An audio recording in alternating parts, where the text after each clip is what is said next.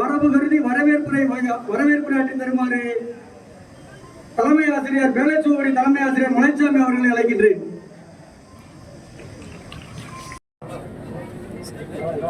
எல்லாரும் நின்னுக்கங்க சார், நின்னுக்கங்க. இங்க பாருங்க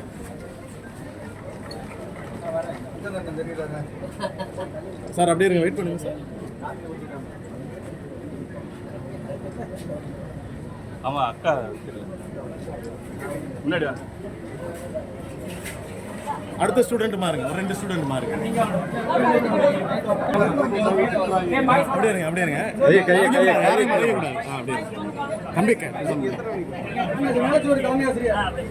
தம்பி அப்படி நின்னுக்கப்பா, திரும்பிக்கங்க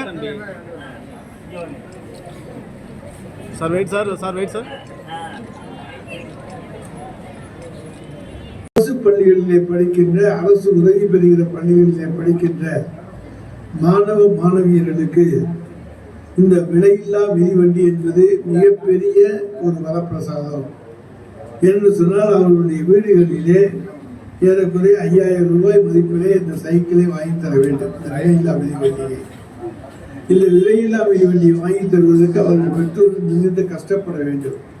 எனவே அந்த பெற்றோர்களுடைய துயரத்தை உணர்ந்து இந்த 11ஆம் வகுப்பிலே அவர்களுக்கு, மாணவ மாணவியர்களுக்கு விலையில்லா மிதிவண்டியை நாம் வழங்கினோமையானால் அது 11, 12, 2 வகுப்புகளிலேயும் அவர்கள் குறித்த நேரத்திலே பள்ளிக்கு வரவும், பாடங்களை படிக்கவும், மாலை நேரங்களிலே வீட்டுக்கு குறித்த நேரத்திலே சென்று தங்களுடைய படிப்பை தொடரவும் அது உதவியாக இருக்கும் என்கின்ற உன்னத லட்சியத்தோடு தான் இந்த விலையில்லா மிதிவண்டி உங்களுக்கு வழங்கப்படுகிறது.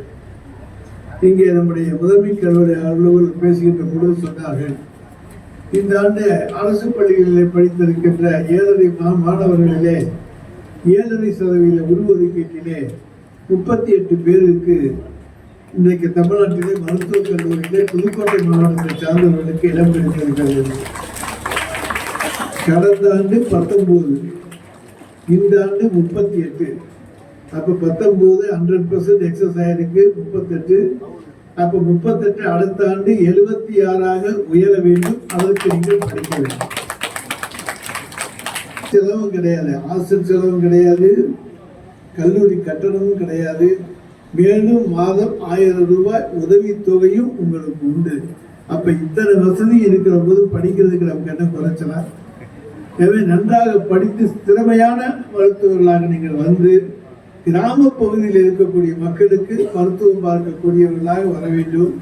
அதுதான் அரசினுடைய லட்சியம்.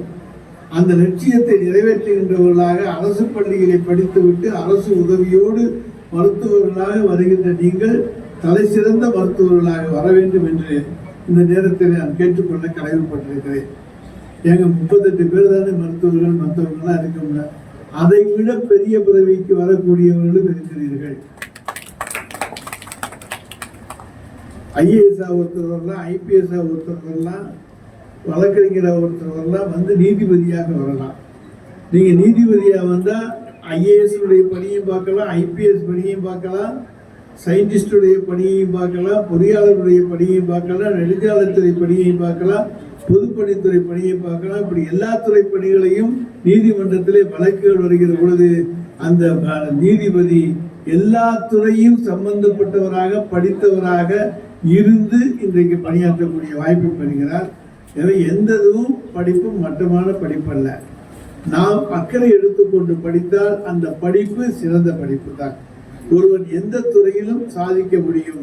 அப்படிப்பட்ட சாதனையாளர்களாக நீங்கள் உருவாக வேண்டும். அதுதான் அரசினுடைய விருப்பம், நோக்கம்.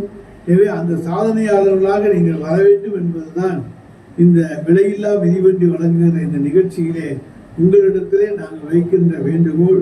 இன்றைக்கு அரசு பள்ளிகள் என்பது வறுமையினுடைய அடையாளம் அல்ல, பெருமையினுடைய அடையாளம். அதுதான் தமிழ்நாடு முதலமைச்சருடைய ஆட்சி. இங்கே தனியார் பள்ளிகளில் படிக்கக்கூடிய மாணவர்கள் மெட்ரிகுலேஷன் பள்ளியில் போய் 15,000 20,000 கொடுத்துட்டு அவன் என்னென்ன வசதிகளை எல்லாம் பெற்றிருக்கிறானோ அத்தனை வசதிகளும் உங்களுக்கு கிடைத்திருக்கிறது. யாராச்சும் இல்லைன்னு சொல்லுங்க. அத்தனை வசதிகளையும் உங்களுக்கு அரசு செய்து தருகிற பொழுது நம்முடைய கடமை என்ன? படிக்க வேண்டும். அந்த படிப்பு ஒன்றைத்தான் உங்களிடமிருந்து எதிர்பார்க்கின்றோம். அதை சிறந்த முறையில் நல்ல கல்வியாளர்களாக நீங்கள் வர வேண்டும் என வாழ்த்தி வாய்ப்புக்கு நன்றி கூறி விடைபெற்றுக் கொள்கிறேன். நன்றி, வணக்கம்.